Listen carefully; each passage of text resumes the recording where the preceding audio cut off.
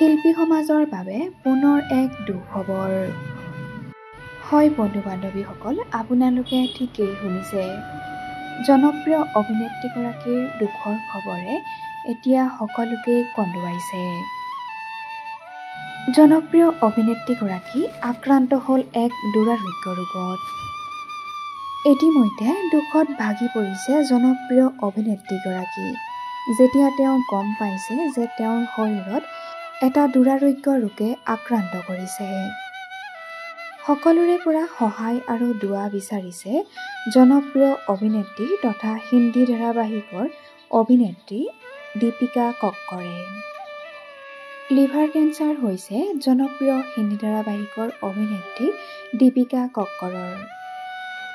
Second stage কেঞ্চাৰত ভুগি থকা অভিনেত্ৰীগৰাকীয়ে বৰ্তমান চিকিৎসকৰ তত্বাৱধানত আছে যদিও সকলোৰে পৰা দুৱা আৰু প্ৰাৰ্থনা বিচাৰিছে অভিনেত্ৰীগৰাকীৰ স্বামীয়ে।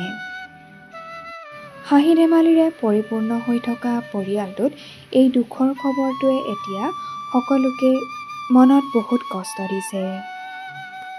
কালাৰ্ছ টিভিত সম্প্ৰচাৰিত হোৱা চচুৰাল চিমৰ জৰিয়তে সকলোৰে মন জয় কৰিছিল অভিনেত্ৰী দীপিকা কক্কৰে। অভিনেত্ৰীগৰাকীৰ এই খবৰ পোৱাৰ পাছতে মৰ্মাহত হৈ পৰিছে তেওঁৰ অনুৰাগীসকল। সকলোৱে অভিনেত্ৰীগৰাকীৰ সোনকালে আশু আৰোগ্য হোৱাৰ কামনা কৰিছে।